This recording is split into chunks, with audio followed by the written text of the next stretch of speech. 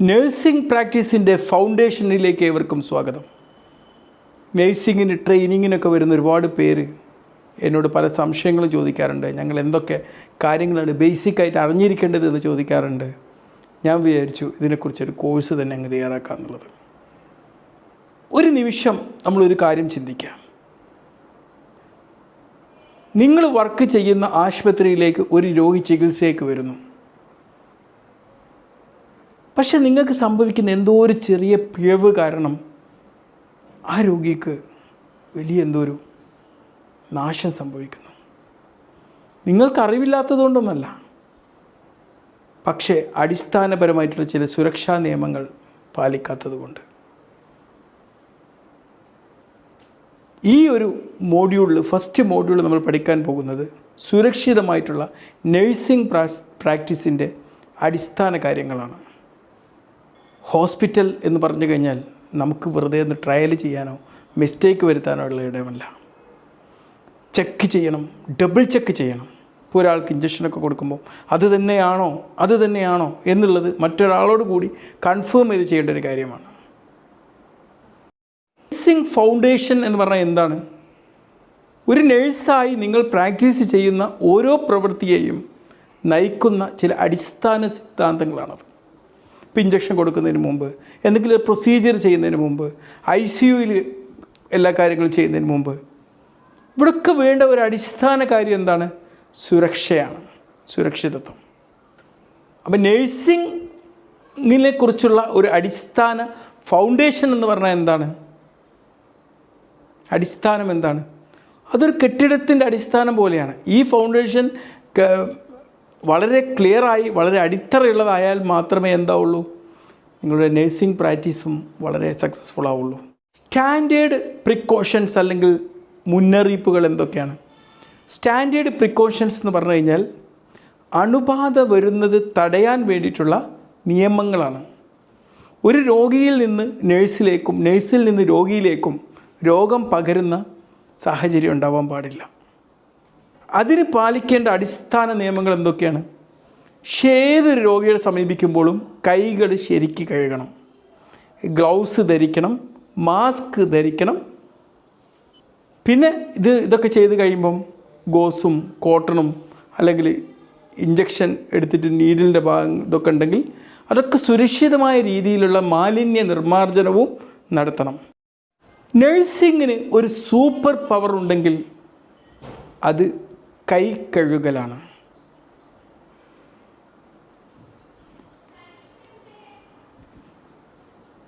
എപ്പോഴൊക്കെയാണ് ഒരു നേഴ്സ് കൈ കഴുകേണ്ടത്?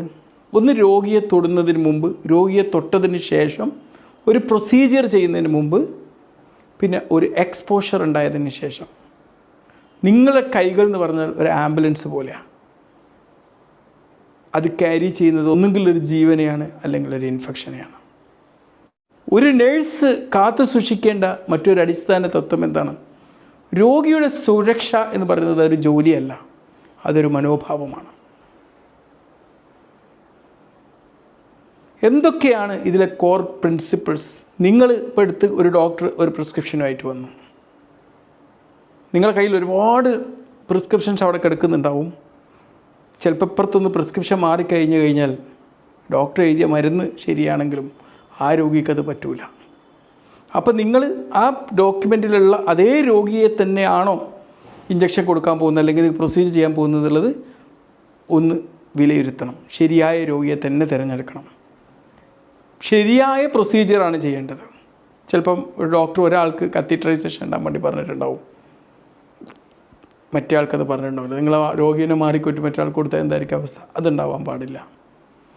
പിന്നെ ശരിയായ ഡോക്യുമെൻറ്റേഷൻ വേണം. ഇപ്പോൾ നിങ്ങളവിടെ ഒരാൾക്ക് ഇഞ്ചക്ഷൻ കൊടുത്തു, എനിക്ക് കൊടുത്തു എന്നുള്ളത് അപ്പം തന്നെ അവിടെ എഴുതി വേണം.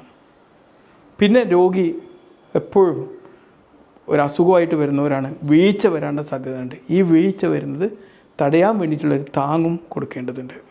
അപ്പോൾ മരുന്ന് നൽകുന്നതിന് മുമ്പ് തീർച്ചയായിട്ടും നിങ്ങൾ ആ രോഗിയുടെ ID അല്ലെങ്കിൽ പ്രിസ്ക്രിപ്ഷൻ ഒന്ന് പരിശോധിക്കണം. ഒരു കാരണവശാലും അബ്രിവിയേഷൻസ്, നമ്മൾ ഷോർട്ടായിട്ട് ചിലത് എഴുതുമല്ലോ, അത് എഴുതരുത്. ശരിയായ ഫുള്ളായിട്ട് എഴുതണം. ചില അബ്രിവിയേഷൻസ് എന്താവും, രോഗികളെ കൊന്നു എന്ന് വരാം. ലിറ്ററലി. ഇപ്പോൾ നിങ്ങളവിടെ യു എന്നാണ് എഴുതിയത്, ചിലപ്പോൾ അത് ഒ എന്ന് വായിക്കാം. ഐ യു എന്നുള്ളത് ചിലപ്പോൾ അത് കൺഫ്യൂഷൻ ഉണ്ടാക്കാം. ക്യു ഡി എന്നൊക്കെ എഴുതുമ്പം ചിലപ്പോൾ അത് അൺക്ലിയർ ആയി എന്ന് വരാം. ഫുൾ വേർഡ്സിൽ എഴുതുക, അതാണ് ഏറ്റവും നല്ലത്. അബ്രിവിയേഷൻസ് എന്ന് പറഞ്ഞാൽ ഷോർട്ട് കട്ട് എന്ന് പറഞ്ഞാൽ അത് ഷോർട്ട് കട്ടുകളാണ്, പക്ഷേ ചില സമയത്ത് അത് അപകടങ്ങളുണ്ടാക്കി. നിങ്ങൾ ചെയ്യുന്ന കാര്യങ്ങൾ കറക്റ്റായിട്ട് ഡോക്യുമെൻ്റ് ചെയ്യണം. നിങ്ങളൊരു കാര്യം ഡോക്യുമെൻ്റ് ചെയ്തിട്ടില്ലെങ്കിൽ അതിനർത്ഥം എന്താ? കാര്യം ചെയ്തിട്ടില്ല എന്നാണ്. എന്തൊക്കെ കാര്യങ്ങളാണ് നമ്മൾ രേഖപ്പെടുത്തി വെക്കേണ്ടത്? ഇപ്പോൾ എന്തെങ്കിലും പ്രൊസീജിയർ ചെയ്തു, ഒരു കത്തീറ്ററൈസേഷൻ ഇല്ല, അല്ലെങ്കിൽ റൈൽസ് ട്യൂബ് ഇട്ടു, അവിടെ എഴുതി വെക്കുക. പിന്നെ രോഗികൾ എന്താ പ്രതികരിക്കുന്നത്? ചിലപ്പോൾ രോഗികൾ ഇഞ്ചക്ഷൻ വെക്കാൻ പറ്റും, ഇത് വേണ്ടെന്ന് പറഞ്ഞു തരാം, അവിടെ എഴുതി വെക്കും നോട്ട് വില്ലിങ്, അവർ വില്ല് ചെയ്യുന്നില്ല. ഏത് സമയം ചെയ്തു? എന്തെങ്കിലും കോംപ്ലിക്കേഷൻസ് ഉണ്ടായോ? ചിലപ്പം ഇഞ്ചക്ഷനൊക്കെ കൊടുത്തിട്ട് അവിടെ ചൊറിച്ചിലൊക്കെ ഉണ്ടായി കഴിഞ്ഞാൽ ഇഞ്ചക്ഷൻ കൊടുത്ത് കുറച്ച് കഴിഞ്ഞപ്പോൾ ചൊറിച്ചിൽ പ്രത്യക്ഷപ്പെട്ടു എന്നുള്ളത് അവിടെ എഴുതി വെക്കണം. ഇപ്പോൾ ഉദാഹരണത്തിന് ഒരു പ്രൊസീജിയർ ചെയ്തു, ഇപ്പോൾ കത്തീറ്ററൈസേഷൻ ഇട്ടു, ആൾക്കാരെയൊന്നും ചെയ്തിട്ടില്ല, വളരെ ഉഷാറായിട്ട് ചെയ്തെങ്കിൽ പേഷ്യൻറ്റ് ഈ ഒരു പ്രൊസീജിയറിന് നന്നായിട്ട് ടോളറേറ്റ് ചെയ്തു എന്ന് എഴുതി വെക്കാം. എപ്പോഴും മനസ്സിലാക്കേണ്ട ഒരു കാര്യമുണ്ട്, നമ്മുടെ ഓർമ്മ എന്ന് പറഞ്ഞാൽ അതൊരു മെഡിക്കൽ റെക്കോർഡല്ല.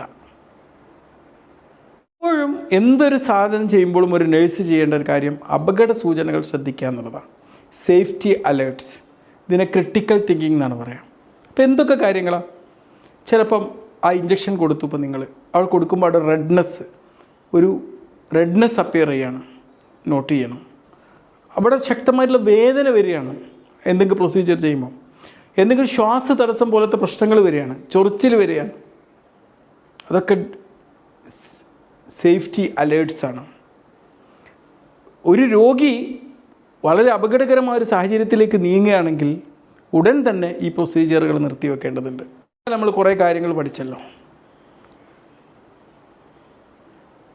ഒരു നേഴ്സ് യു അബ്രിവിയേഷൻ അല്ലെങ്കിൽ ഷോർട്ട് ഫോം ഉപയോഗിച്ചിട്ട് ഇൻസുലിൻ നൽകി, രോഗിക്ക് ഡോസ് തെറ്റി, രോഗി ഗുരുതരാവസ്ഥയിലെത്തി. തീർച്ചയായും നമ്മൾ ഉപയോഗിക്കുന്ന മെഡിക്കൽ ഷോർട്ട് കട്ടൊന്നും രോഗികൾക്ക് മനസ്സിലാവില്ല. അതുകൊണ്ട് പാഠം എന്താ ഇത് പഠിപ്പിക്കുന്നത്? വ്യക്തമായിട്ട് എഴുതി കൊടുക്കുക, ജീവൻ രക്ഷിക്കും. ഈ ഒരു മോഡ്യൂളിൽ നിങ്ങൾ എന്തൊക്കെയാണ് ഇപ്പോൾ പഠിച്ചത്? ഇൻഫെക്ഷൻ എങ്ങനെ നിയന്ത്രിക്കുക എന്നുള്ളതിനെക്കുറിച്ച് പഠിച്ചു, ഹാൻഡ് ഹൈജീനെ കുറിച്ച് പഠിച്ചു, രോഗിയുടെ സുരക്ഷിതത്വത്തെക്കുറിച്ച് പഠിച്ചു, എങ്ങനെ ഡോക്യുമെൻറ്റേഷൻ ചെയ്യണം എന്നുള്ളതിനെക്കുറിച്ച് പഠിച്ചു, അബ്രിവിയേഷൻസ് ഷോർട്ട് ഫോമുകൾ ഉപയോഗിക്കുന്നതിൻ്റെ അപകടാവസ്ഥയെക്കുറിച്ച് പഠിച്ചു. ഈ പറഞ്ഞ കാര്യങ്ങളൊന്നും ചെറിയ കാര്യങ്ങളല്ല, ഇവ ജീവൻ രക്ഷിക്കുന്ന കഴിവുകളാണ്. ഒരു നല്ല നേഴ്സ് എന്ന് പറഞ്ഞാൽ സ്കില്ലുള്ള ഒരാൾ മാത്രമല്ല, അവർ സുരക്ഷിതരും ജാഗ്രതയുള്ളവരും ഉത്തരവാദിത്തമുള്ളവരുമാണ്.